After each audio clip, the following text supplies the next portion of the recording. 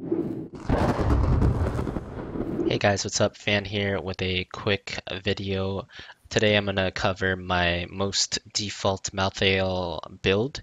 Now, I just want to run through the build really quickly and quickly explain why I take each of the talents I do. I want to keep this video kind of short, so I won't be going too in depth. So let's get started here.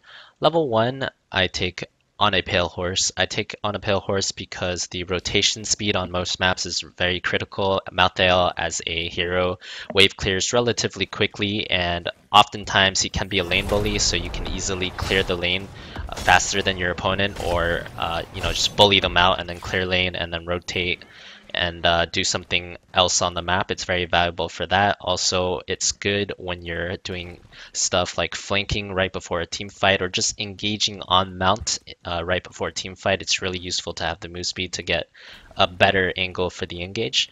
Um, Level 4, my most common talent is Die Alone. A lot of people ask why I go Die Alone over Black Harvest, and basically Die Alone does something the second that you talent into it, whereas Black Harvest is basically a dead talent until you finish it. So, at level 4, even when you talent into it, you have to stack a long, long time, and you basically will not have a level 4 talent until you finish it sometime way later.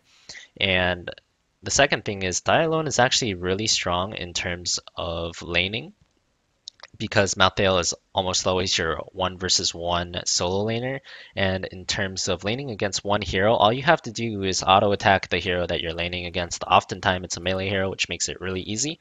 And as long as you don't auto attack anything else, as long as you don't mark anything else, Die Alone basically makes it so you completely outtrade any other melee hero in the game, pretty much any other hero in the game in a one versus one, if you can get your mark on them, which is generally pretty easy. On top of that, it's useful pretty throughout the entire game. In team fights, sometimes I find it more beneficial to focus down one target, and in those cases, I'll just only, attack one hero and then just keep spamming Die Alone on them until they die. Um, Obviously, that depends on the team fight. A lot of other team fights, you're going to want to get your mark on as many people as possible. So it really just depends. Level 7, most of the time, I go either Cold Hand or Touch of Death. Since we're moving into a meta where supports are getting nerfed, I'm going to go with Cold Hand as the default for this talent here. If you play against heavy double support, you can always go Touch of Death and it'll always have obvious value. But I really like Cold Hand because not only does it give not only does it give the entire enemy team 20% slow debuff in team fights when you have Tormented Soul up and you have your mark on all of them, but also it is a huge lane bully talent.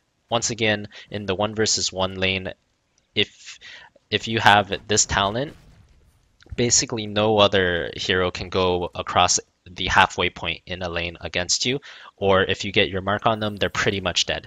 The 20% slow for 2.5 seconds is actually quite crippling in terms of a one versus one lane matchup.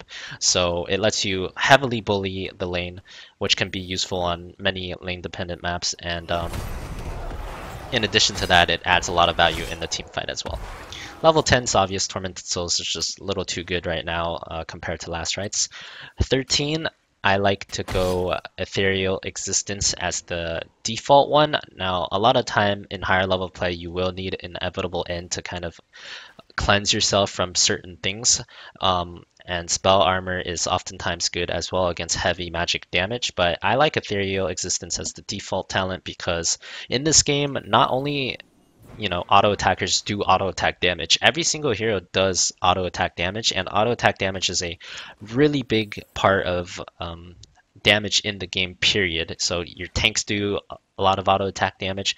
Assassins obviously do a ton. Even supports contribute quite a bit. So having armor is very, very valuable in my opinion, and sometimes it might just be better just to have the 40 armor versus, for example, cleansing one stun. Sometimes you will actually have more EHP just tanking the stun, but having armor versus cleansing the stun, but having no armor. So that's why I like that talent as a default. Obviously, you can change your choices depending on matchup. 16, I like Soul Collector. The debate here is between Soul Collector and Memento Mori. Memento Mori just takes too long in a team fight to do anything, and on top of that, both Memento Mori and Black Harvest, both these talents I think are quite weak in double support meta because double support heals for way more than Black Harvest or Memento Mori damages for. So you want to spec into burst damage, especially against double support. But not only that, in general, I think Soul Collector just offers too much value compared to Memento Mori. Once again, you don't need to have your mark for 4 seconds on an enemy to get value. Soul Collector lets you get value pretty much immediately as soon as you get your mark on anyone, and it synergizes well with pretty much all your other talents, and the range increase is actually pretty relevant because without Soul Collector, your range is around maybe like a Vala's auto attack range, like right here. But with Soul Collector, your range basically becomes your entire screen. So as long as someone on your screen is marked, they cannot get away from you. Even if they're like way over here, which is, that distance is pretty much two ranged auto attacker distance away, they still can't get away because you'll be able to slow them down with your cold hand and you'll be able to constantly just spam it um, every 1.5 seconds, which is really, really strong. On top of that, it also gives you increased healing because obviously Q does heal you as well. And level 20, the talent that I like the most is No One Can Stop Death as default. Really, for level 20, I think 99% of the time you auto take this talent. Second Life is just so strong. Having Redemption is just so strong in Heroes of the Storm because of the way the late game works, where every kill in the late game makes a gigantic difference, and having one or two more heroes alive than your opponent could potentially just mean the game. So almost always you want to take No One Can Stop Death. The Second Life is just too valuable. So this is kind of a quick rundown of my Malthael guide. I hope you guys enjoyed. If you did, make sure to check out more content on Tempo Storm. And yeah, I'll be seeing you guys later. Thanks for watching, guys. I'll see you guys next time. Bye bye.